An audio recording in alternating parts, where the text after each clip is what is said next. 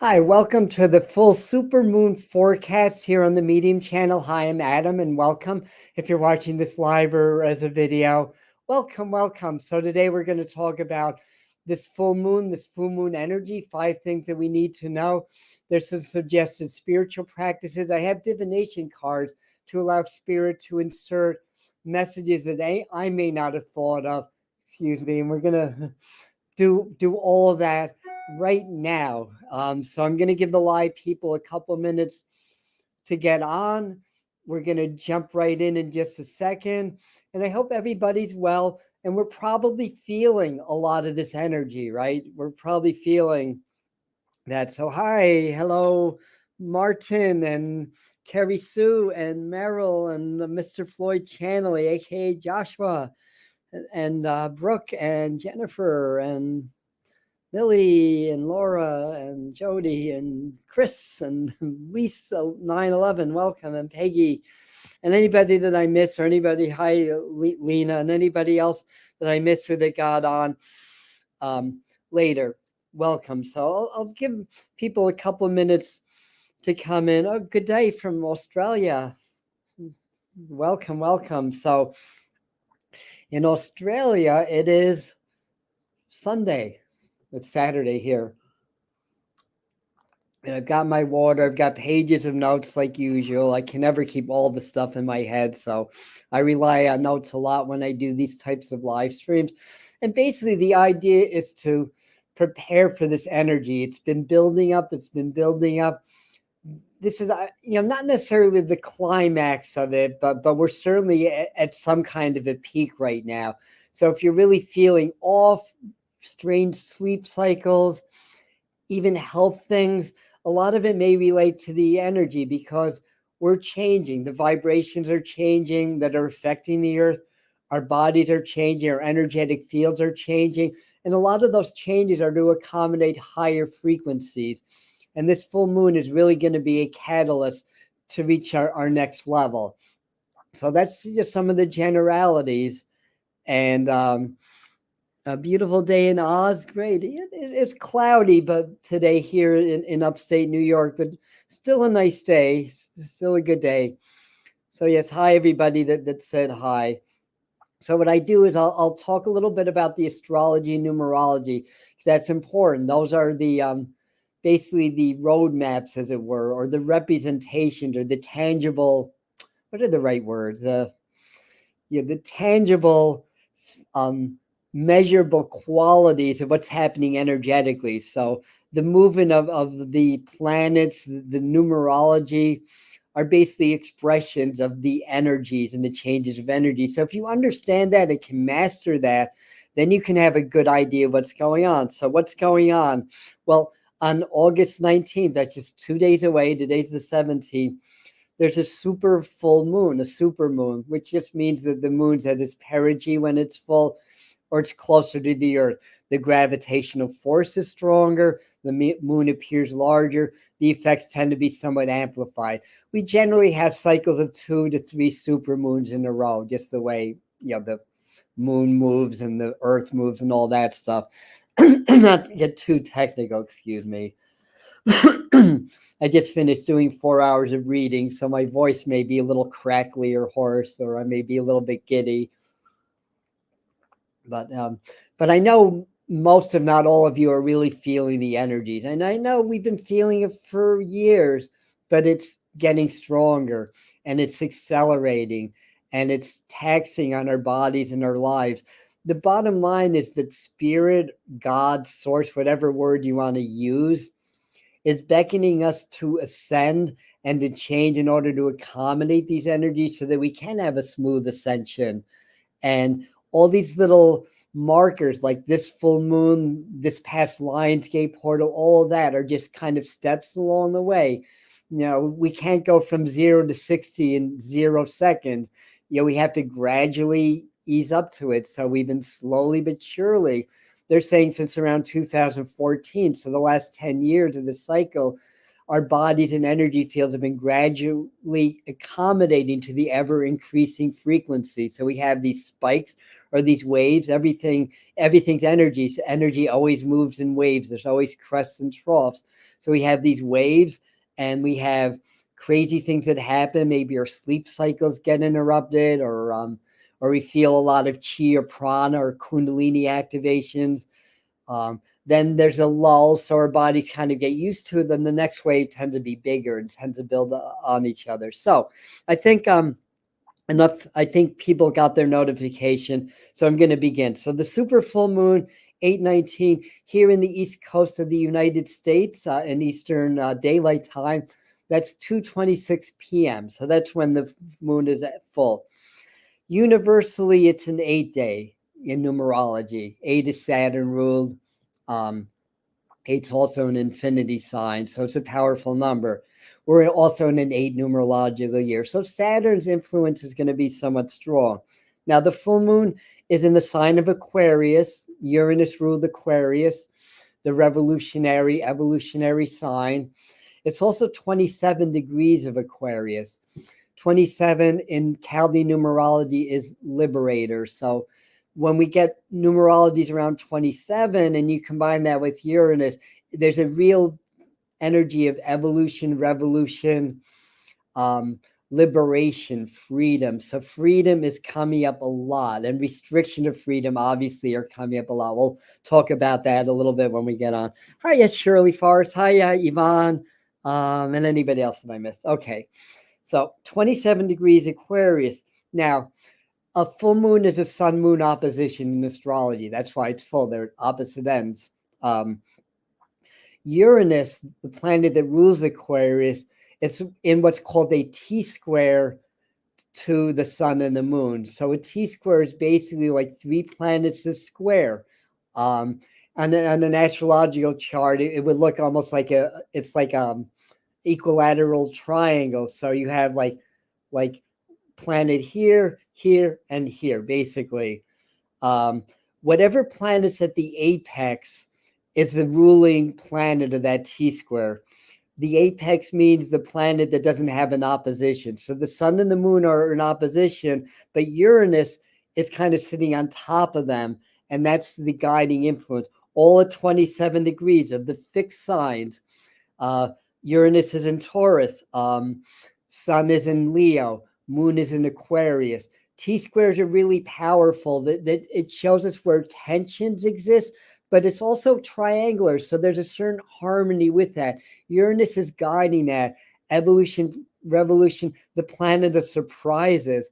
So what's going on Monday here in the United States? I heard there's a little convention happening in Chicago or something like that with the Democrats.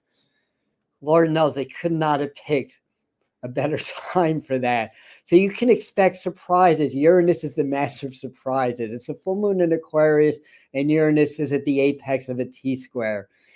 There could be demonstrations. There could be challenges that way. There could be electrical problems. There could be hacking.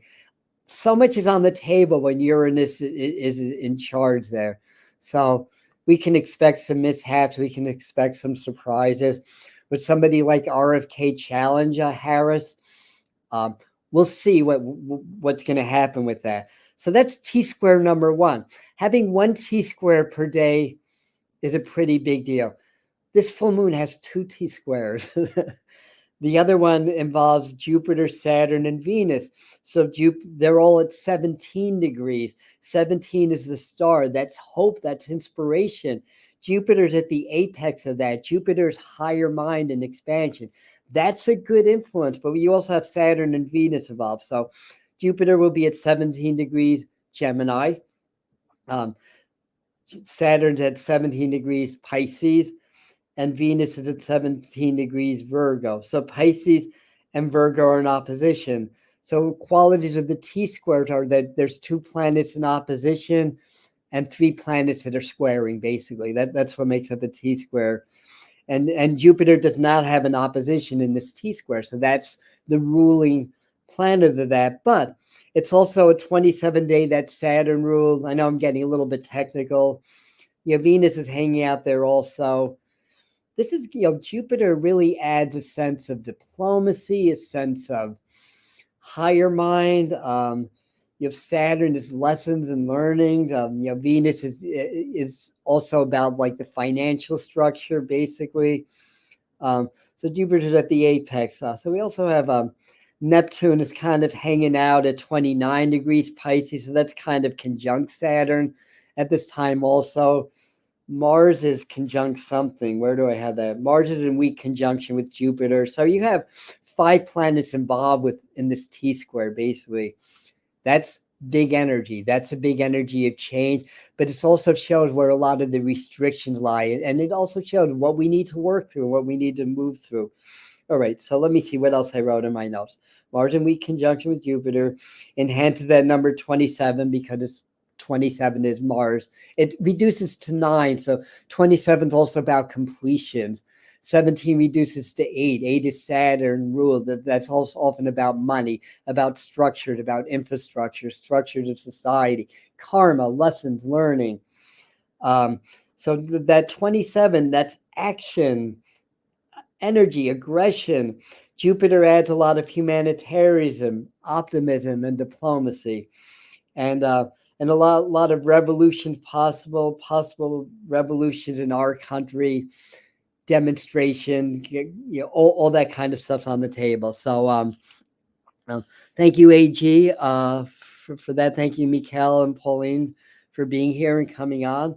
So anyway, there's a few other things, but I think you've got the general idea and the general flavor. So we've got a lot of this kind of energy going on, and it's a super moon. The moon is, it enhances the tides. Tides are water's emotion. So it really enhances the emotional body, and it affects the fluids in our body. So, the lunar cycles affect everything, basically. So here's 5 things to know. And we've been talking about this on the Medium channel for quite some time now, but we're in it now.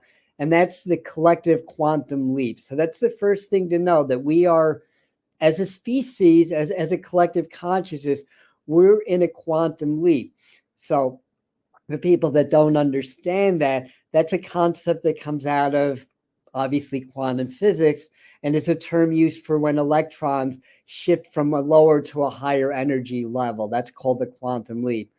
So electrons don't just gradually slope up. There's certain levels of energy that they can occupy, basically.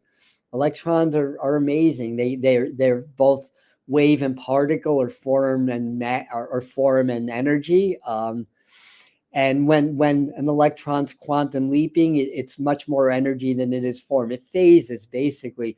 So, and our consciousness is phasing more with the quantum field, and I'll discuss in a minute more of exactly what that means.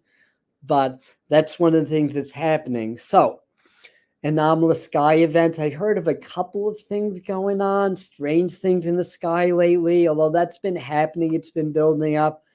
We've had a lot of solar flares, a few coronal mass ejections thrown in. We'll be dealing with more solar flares as the year goes on, and probably into 2025 and even into 2026, because we're at an 11-year max. So we expect more solar flares anyway, but the numbers are excessive even for that. So anyway, what do solar flares do? They release energy from the sun. They're solar light codes. They're encoded energetic frequencies. They're using the word modules in my mind. It's kind of modules of energy, or packets of energy and information that streams down through the earth. So solar flares don't just mess up satellites. They actually penetrate the veils of consciousness and allow new information to stream into the conscious field. Again, that happens every 11 years. We had another max around 2014. That was a big year for awakening also. 2012 through 2014. A lot of people had their awakenings then. This is almost like the same thing, but on steroids. So, okay. So there's that. So more solar activity, DNA, light code activations. It precipitates changes in our cellular structure. We're becoming more crystalline in structure. A good analogy, since we're carbon-based units, Yeah, I love Star Trek. So we're carbon-based units. So it's almost like graphite turning to diamond in a way. They're both carbon, but one's crystalline in form. Oh, thank you, Suzette. Thank you for the super sticker. I love you. Love you. Thank you. So changes in our cellular structure, changes in our auric structures, and these changes, crystals can channel higher levels of energy. That's why quartz crystals are used in electronics too. It enhances or I should say, it allows more energy to flow through. So we're becoming more crystalline in nature, meaning we're becoming better generators of frequency and energy. And this is a spike. It's been happening, but this is like, again, a quantum leap. Quantum leaps happen like that in electrons. A few millionths of a second. That's how long it takes an electron to quantum leap from a lower level to a higher level. When we're talking about consciousness, we're more in the macro than the micro. So this is more something that's taking place over weeks or even months. But we're really entering into that now. The Lionsgate portal, the Perseids meteor showers. I forgot the name, but we're in another portal now with a different constellation. And there's something also to do with Black Moon Lilith conjuncting Venus also in retrograde. But anyway, not to get too technical. So that's what's going on with that. So we're becoming better generators of energy. What does that mean? We can do more work with healing ourselves and others, using energy for that, for creating our reality. I'm going to get to that in point number 2. We're still in point number 1, the collective quantum leap. But it happened over a space of months. And in consciousness, we're going from a lower to a higher level now. We haven't had, according to the master teachers, the group I channel, in our known history, we haven't had a quantum leap. Probably the last one was around the time of Atlantis. So it's that big anyway. Also, there's a 5D split that's going on, or a reality split. Dolores Cannon and others talk a lot about this, how when we reach a certain level, some souls will stay in the 3D and they're going to have to continue to work through their karmic stuff. But those of us that are on an awakening are going to split into another reality. It may have already happened. We may not even know about it. And again, whether this is literal or more symbolic, or something that's happening on another dimension of reality and not necessarily the physical, that I don't know, because these are concepts that go beyond what the human intellect's capable of understanding. But the results thereof is, again, that we're entering into a new awakening, basically, where we're becoming multidimensional. We're learning how not to be bound by the physical 3D world so much, and how to blend with the higher dimensional realities and create changes in the 3D. So it's sort of a blending effect. So we're still living in a 3D, but we're accessing higher dimensional realities and applying that to our 3D. It's just part of Ascension. Maybe I'm getting a little bit overly technical with that, but the split is happening. So it's already pretty much close to set, like who's going into this wave of ascension and initiation into their next level, and which souls are, I don't want to say left behind, because they're just going to do more work and they'll catch the next wave of 5D reality. It's, either way, it's not a big deal. And nobody's going to know anyways, when it happens. And big spikes in awakening. That's the other thing about this collective quantum leap. The energies are increasing. More people are having awakenings. Those that have already had an awakening may have another one, or may enhance the awakening they're already happening. A lot of us are in initiation. Those of you that were at the retreat, myself included, we got aligned initiation through the goddess Sekhmet. Interestingly, and I may do another live stream or something else later on, because I was doing some channeling later, and Sekhmet came through and said, we're actually 12 beings. We're not one being. And we're what's the right word? Emissaries from the Lyran system, from Vega. That's where the lion people, the feline people that have cat faces and human bodies come from. And they said there were 12 of them that were all Sekhmet, basically, that were helping the Atlanteans and early Egyptians, kind of get to their first level of initiation and start this cycle of humanity all over again, so to speak. So anyway, I thought that was interesting. I don't have my notes from that channeling, but anyway, I thought that was interesting. So anyway, that's that. So that's number one. I think we got enough on that. Number two. So this is the second thing to know about this full moon and this energy is law of attraction. Like all full moons are good for manifestation. Now, in this case, we've had the Lionsgate portal. We're in this collective quantum leap. Now, the quantum field, this is a scientific term. Joe Dispenza uses it a lot, and other teachers describes that realm where all time and all possibilities already exist. I've heard it called the morphic field. I've heard other names for it. You could call it spirit. You could call it God. Whatever it is, right now, all possibilities exist, but because we are in human bodies, we're indoctrinated into our human lives, we're focused, hyper-focused on just this one reality. Like, I'm Adam, I have a body, I'm sitting at a desk, I'm doing a live stream. But meanwhile, all the other realities exist, and we're always in the quantum field. So it's not so much a matter of entering the quantum field. It's a matter of loosening the grip of the physical so you can blend more with the field and become more aware of the quantum field. So why is that important? Because if you can access the quantum field and set an intention within the field that created everything, you're going to start to create that in your physical life. That's a form of quantum jumping or quantum leaping. Consciousness is quantum leaping. So learn how to quantum leap. I've got a video on that. If I remember, I'll pin that when this becomes a video. Well, I also have another video more on exactly what the collective quantum leap means that I did last week. It's just an 8-minute video where I really talk more about what the collective quantum leap is, how that affects us, and what that means. But let me go back to my notes here. So it's really about manifestation. So, and how do we effectively use that? So let me back up a second. Again, as we're undergoing quantum leap, just like the electrons fades more into the quantum field, fades more out of form and more into energy, we become closer to the quantum field. We can access it more easily. So that's why this is a really good time for manifestation. It's a full moon, it's a super moon, and we have this going on. So the way you do this, you apply heart-brain coherence. That's another thing we talk about all the time on this channel. How do we manifest? Well, there's a lot of tools. There's affirmations, vision boards, mental rehearsal, scripting, or whatever. But there's a foundational practice that makes all of this work.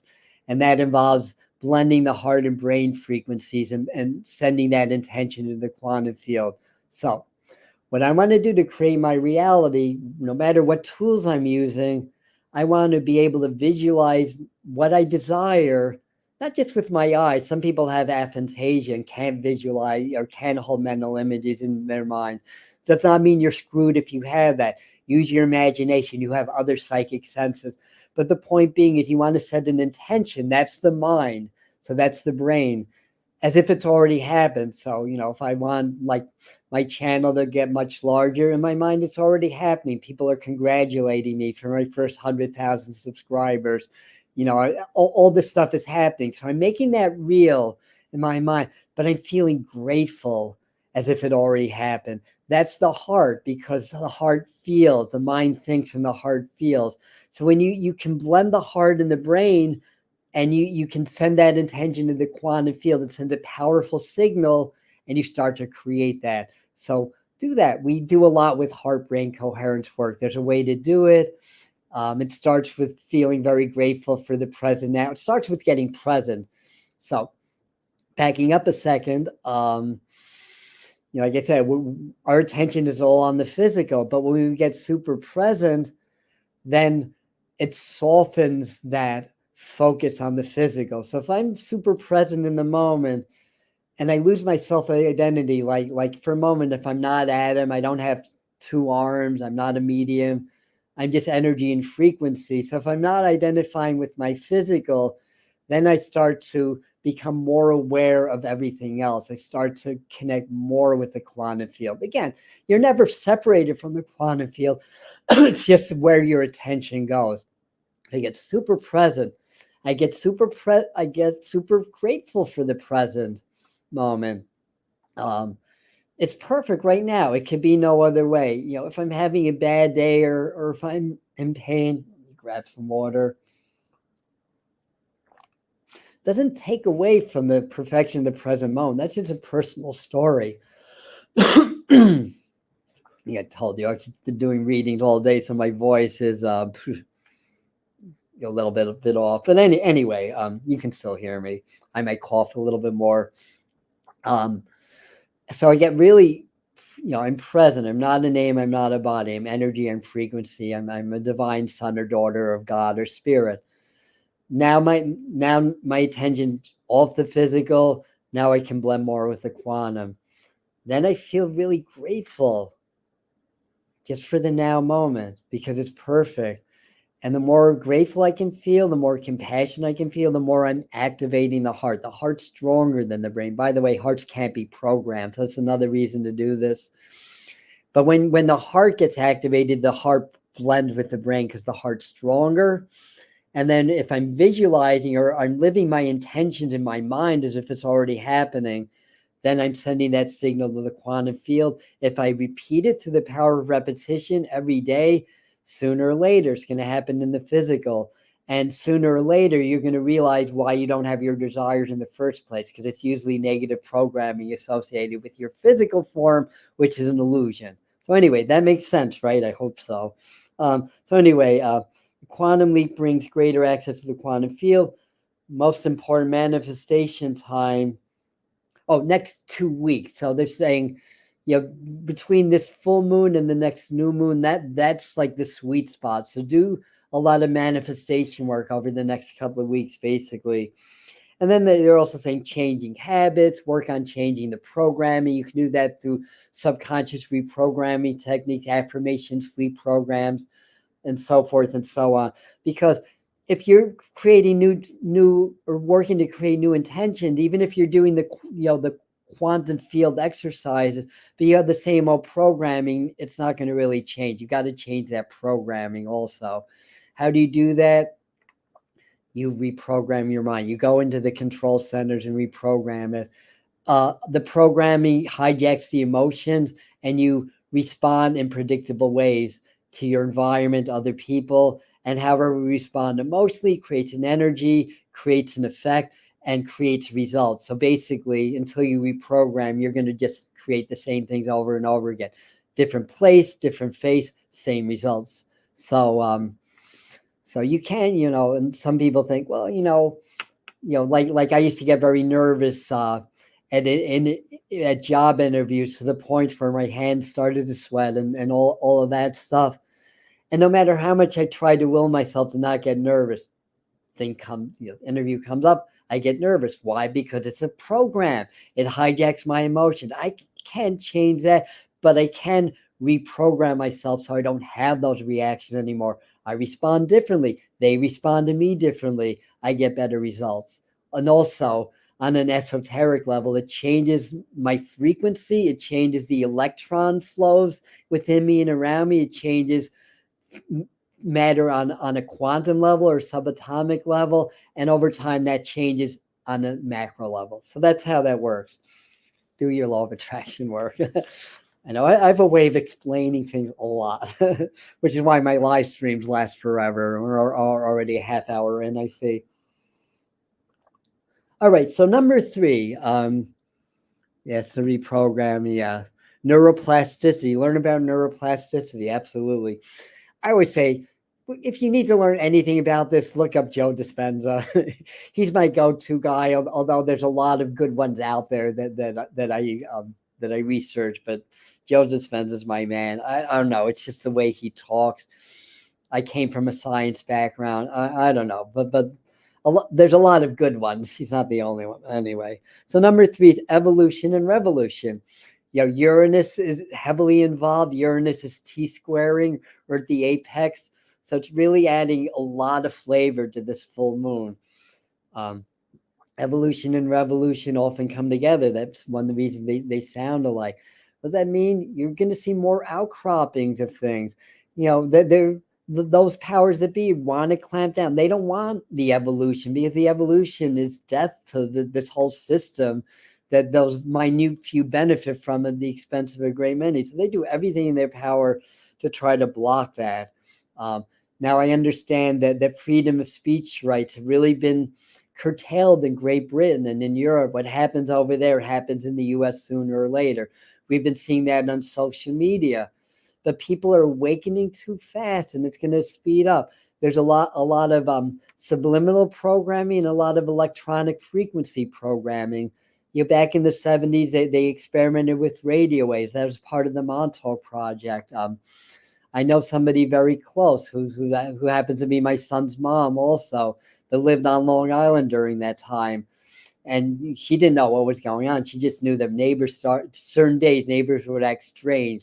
They would, nobody would be outside or whatever. And later on, when the books came out, I think it was Noon was the author, Noone was the last name. Later on, they found out they were using radio waves to program people. Well, guess what? Today they have Wi-Fi signals, they have cell signals, they have more sophisticated machinery to use frequencies to program our minds and responses and our emotion. How do you counter that? You stay in the heart. Hearts cannot be programmed no matter what. The heart cannot be programmed. So they try to keep us out of our heart through division, forced division, divide and conquer, get everybody angry, get everybody scared, get everybody in guilt and shame mode. These are things that lower the vibration, makes us very vulnerable to programming, because it takes us out of the heart, because the heart becomes incoherent. Hearts are coherent when they feel love. They're incoherent when they feel fear. Brings us back into the brain. We're easy pickings for the programming until we learn how to do that. This is your time. This is your wake-up call, because you're awakening. You wouldn't be here on the Medium channel if you were not awakening. Or on many good channels on YouTube, not just my channel. There's a lot of good teachers out there. You wouldn't be drawn to their work if you were not awakening yourself. Okay, so what else? I think we understand that point. DNC, I think that's the Democratic National Convention.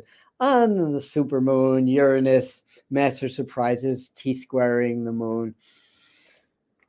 I wouldn't say it would be a shit show, though it might be. I would say it's good. There's going to be surprises. I mean, I think it's still going to go forward. There'll probably be the usual demonstration, but you know, it's an uptick of that. And I even wrote down uptick on war, demonstrations, massive exposures of corruption coming in. It's been trickling. It's been getting stronger. This is going to really precipitate, something huge may come. They're saying right around the beginning of September, which will still be in the same lunar cycle. So you'll see what happens in early September. Like something huge may really get exposed. We'll see. So that's basically it. So that's the thing to know, is that big spike in evolution and an uptick in revolution. With the 27 degrees Mars ruled numerology, that feeds the war. But Jupiter at the apex of the second T-square fuels diplomacy. So we have this clash of forces that want to be diplomatic and have everybody sit at the table and talk, to those that just want to warmonger. And war is big business to some people also. Remember, not that you need me to remind you, that this society runs on money. He or she that has the money rules the world and has the power, or that controls the money, basically. So you don't want these things to get out, right? So number 4, Earth reset. Expect more earthquakes, volcanoes. The Earth's been resetting. That's why there's been more earthquakes and volcanoes and climate and weather events and stuff like that. So the Earth continues to reset. The Earth's living also. The Earth feels the stress. Now, on a positive note, all these solar flares, the solar activity, what's happening spiritually, the Earth also receives these light code activations. The Earth is conscious, and we are of the Earth. So we have Earth consciousness within every cell of our body. Within every cell, we have what's called the Christ code. locked in our DNA within our chromosomes. So so when the Bible says that God is inside of you, God is literally inside of you.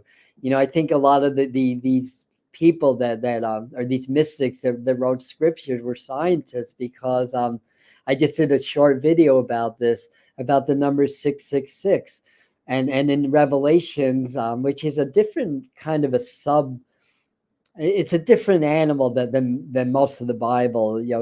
I think it came from a different language also, though I don't remember all of my Bible studies, to be quite honest. But in Revelation, it never uses the word Satan or devil.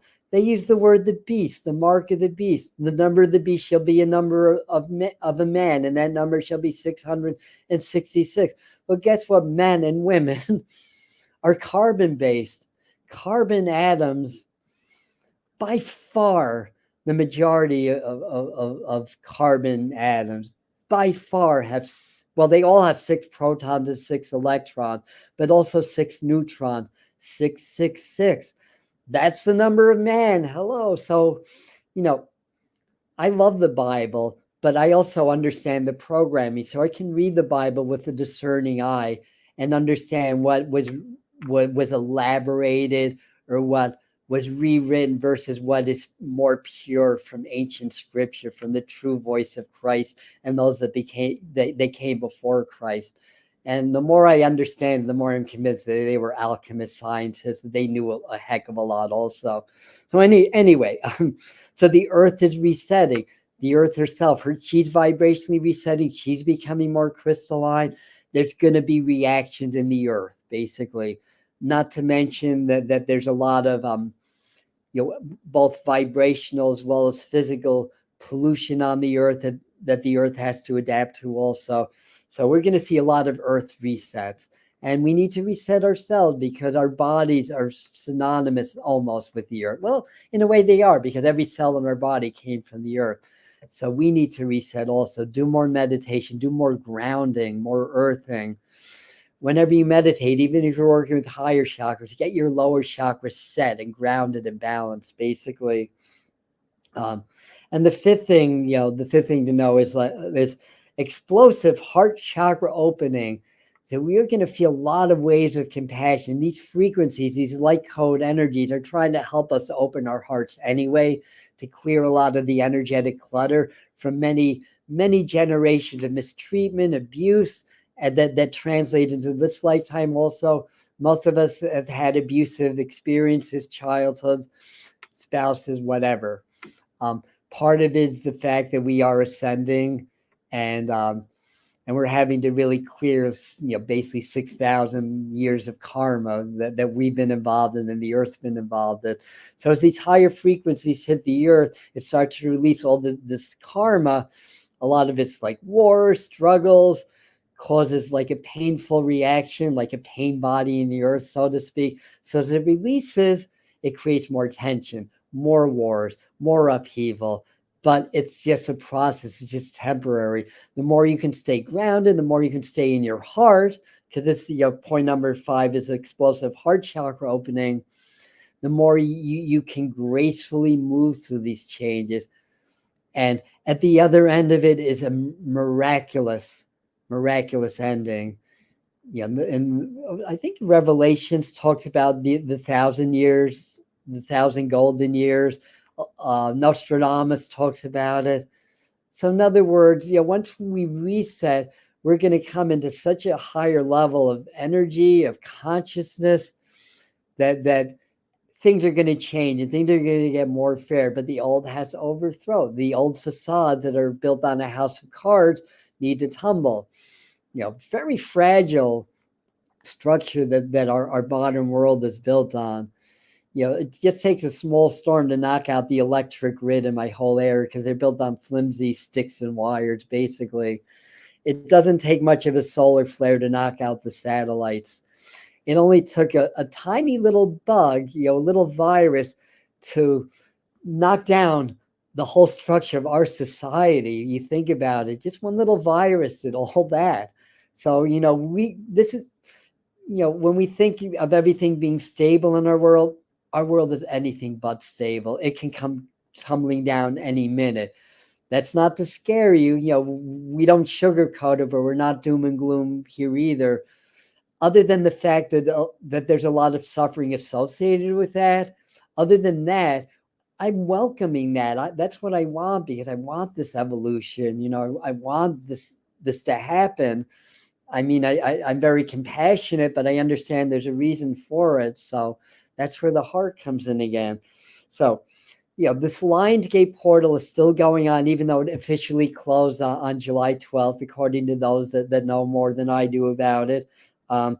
Lots of ascension symptoms are coming up. So, there may be exacerbation, there may be physical or emotional challenges that come up around that. This is really a purging also. So, we had the great purge, but there's another level of purging that's coming in. But new gifts, new psychic gifts, new spiritual gifts are surfacing and opening up for us. The thing is to really open your heart. When your heart opens, the mind opens, they blend. When the heart and mind are blended, we blend more with spirit or source. But they're saying to really start to feel more of the flow. When your heart's open, you feel that more. That's prana, that's chi. Flow is energy, and energy or chi is that which is the communication between that which is pure consciousness and that which is pure matter. So that's kind of like our connection with the divine, so to speak, or God. So do flow exercises. Tai Chi's a really good one. Yoga's good. Kundalini yoga is good, because part of this is Kundalini awakenings. A lot of us are going to have that. The practice of Kundalini yoga prepares us for that. So, a spontaneous Kundalini awakening is not always a good thing. It's better to prepare our system for that next wave of higher consciousness or energy associated with Kundalini. Lots of new extraterrestrial stuff happening. A lot of us are going to start to talk to new guides, new star beings, new ascended masters and stuff like that. It's all part of this explosive heart chakra opening. The more we vibrate in the heart, the more gracefully our bodies and our energetic fields shift in this, the more that we can handle.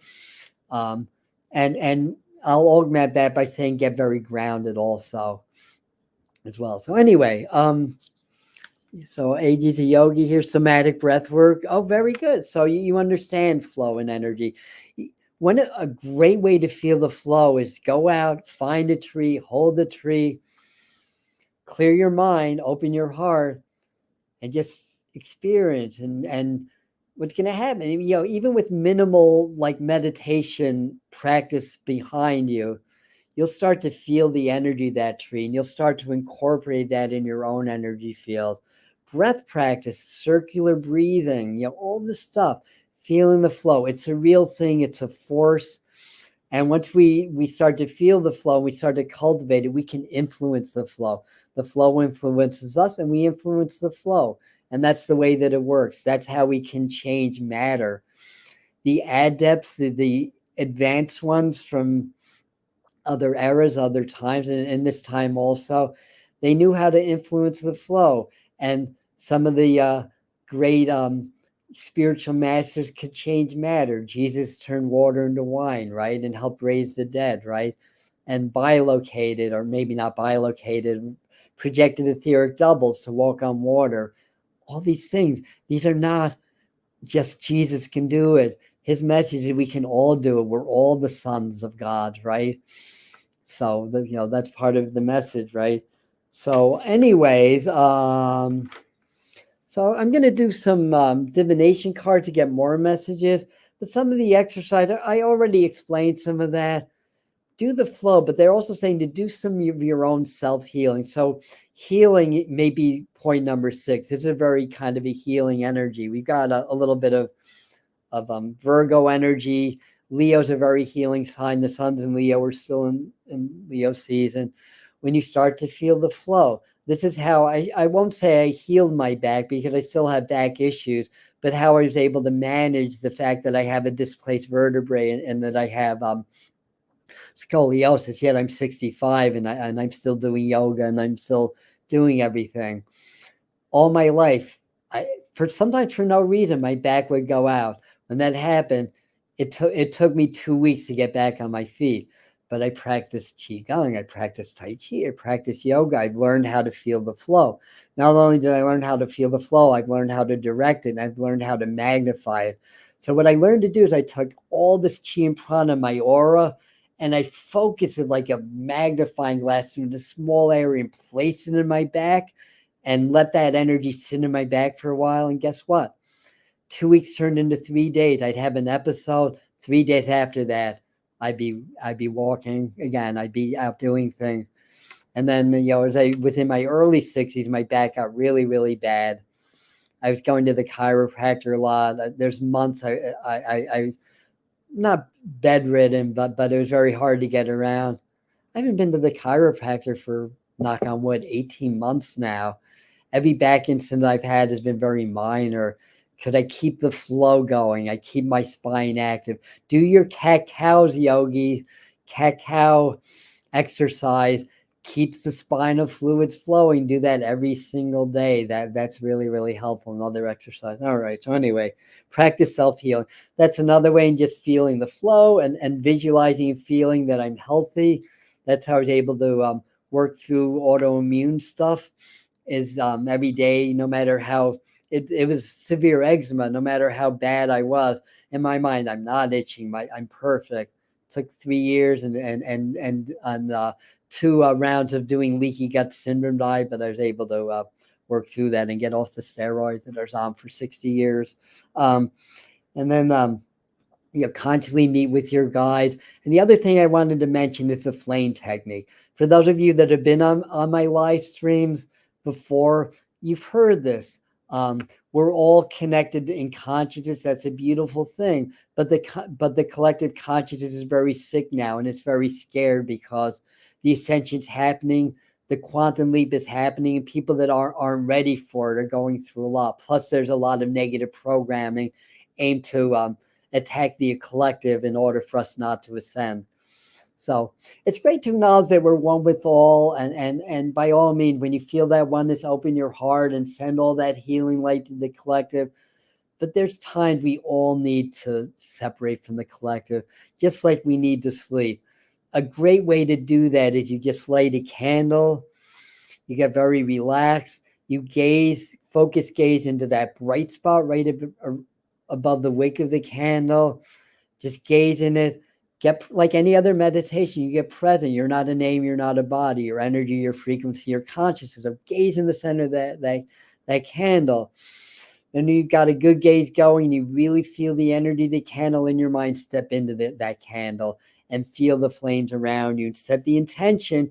Intentions move mountains in energy and frequency and flow. Set that intention that this flame is keeping me separated from the negative aspects of the collective, and do that every day, especially if you have a miserable boss or a bad job, or if you just really feel the politics or everything like that.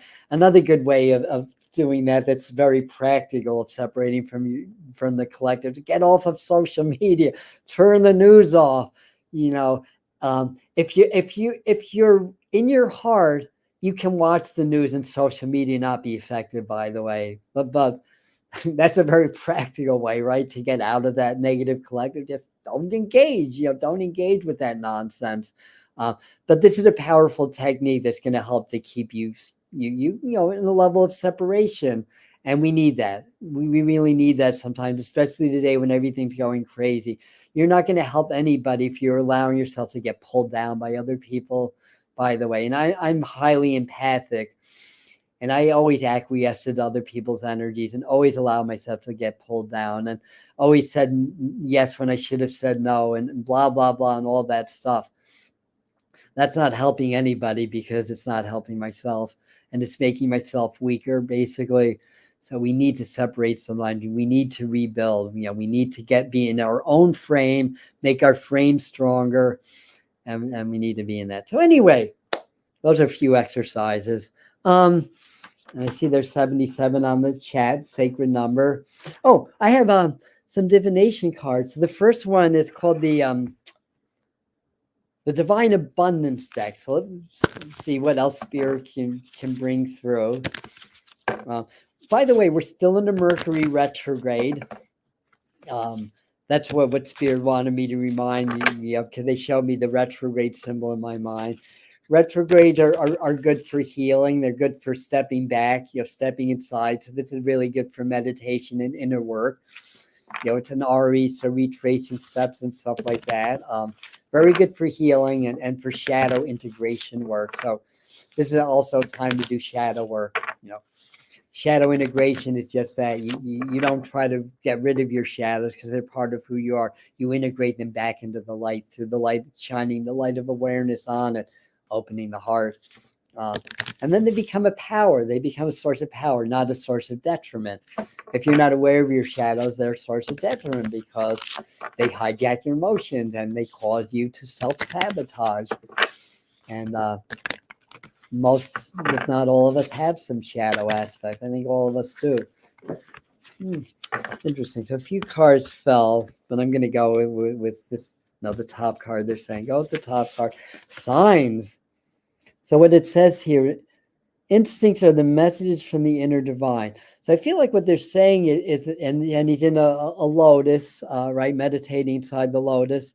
I can hold this a little closer for you. And what's that? A flower of life? I have to turn this around. Some kind of, oh no, I think it's a yad or yesod. It's more of a yoga symbol in the center. Probably, because it's on the bag, it's probably the heart chakra symbol. But in any event, I feel like they're saying, another thing that they're saying about this energy is be open to signs, trust your instinct, trust the signs, that Spirit will always guide us in the direction of truth. Signs come in synchronicities in all kinds of ways. So acknowledge and trust the signs that you're getting. Did I read this yet? Yeah, instincts are the messages from the inner divine. Yes. So when we get instincts, when we get feelings, impressions, psychic impressions and stuff, it's our higher self or spirit giving us information and messages. So listen to that, especially with that. Yeah, I see some of you are getting on late. Hi to those that got on late. And once we end, you can catch the rest of this, because we're kind of winding down a little bit. So that's message number one. So be aware of trust sign. This one's the Starseed Oracle deck. How many of us are Starseeds here? Wonder if we have any first generation Starseeds. Thank you, Russ Kaiser, for that comment. By the way, tomorrow at 11 a.m. is tarot time. And that's where we kind of do more of a community hangout. So because of time, we've already been almost an hour. But a comment like that, I would normally put up on the screen for everybody to see. The pure white light you send equals love energy. Send light green. Light equals healing energy. Beautiful. Yes, absolutely. And Laura is accurately pointing out that we're all starseeds. So a first generational starseed is a new soul that's never had an earth incarnation. They're especially powerful starseeds. There's been a wave of them. They're saying since the 90s, but I think there's always forerunners. So they've always been coming in, but they start to increase in numbers in the 90s, which just happened to be the crystal children generation also. But we're all starseeds to greater or lesser degree, because we're a seeded species from different galactic or maybe intergalactic beings. Some of us are old soul starseeds, meaning we came to Earth to be on the Earth for this entire cycle of human evolution, which is anywhere from 6,000 to 10,000 years. We came in early. We had our initiation. We went through our trials, tribulations, our karma. And now we're at that point where we're ready to transcend that into our next levels of awakening. So old starseeds are very valuable also, because we've seen it all. And we have all this earth knowledge to draw upon. But the new souls have all this galactic information to share with us as well. All right. So anyway, so this is the Starseed Oracle deck. No, I need to clear my mind. Okay, I got my card. Empathic starseed. Who here's an empath? None of you guys, right? So the message here is energetic sovereignty, absorbing what's not yours. And the lighting makes it a little bit harder to see this, but sometimes your message may actually be in the artwork than the words. And it looks to me like the being is, or the star being is looking at the mirror and seeing, kind of a skewed reflection of themselves that's not as big, bright, bold, and beautiful. Now, people will reflect who we are, but will we reflect who they are? I think one of the messages is not to accept other people's negativity or criticism, because they're merely reflecting, you're merely reflecting their stuff back at them, and they're accusing you of whatever. So I think that's part of the message, I want to say. And there's something else in the words. And really learn not to absorb other people's energies. And if you do absorb their energies, learn how to clear them. You can do a white light clearing. You can work with the violet fire. By the way, oh, we have a few 9-9s. We have 3 9-9s on today. Yeah, by the way, my usual shout out to Josh of Mr. Floyd Channeling Channel. He works with Saint Germain, so he's a very strong channel of Saint Germain and Archangel Raphael. So check out his channel also. But you can work with violet fire. Sometimes I work with white light and just feel the white light going through me and clearing all energies. So the idea, we don't want to absorb. So another little exercise of practice is what's called the spirit mirror. And when you go out into the world, visualize silver light around you, flip it so the mirror's pointing outward.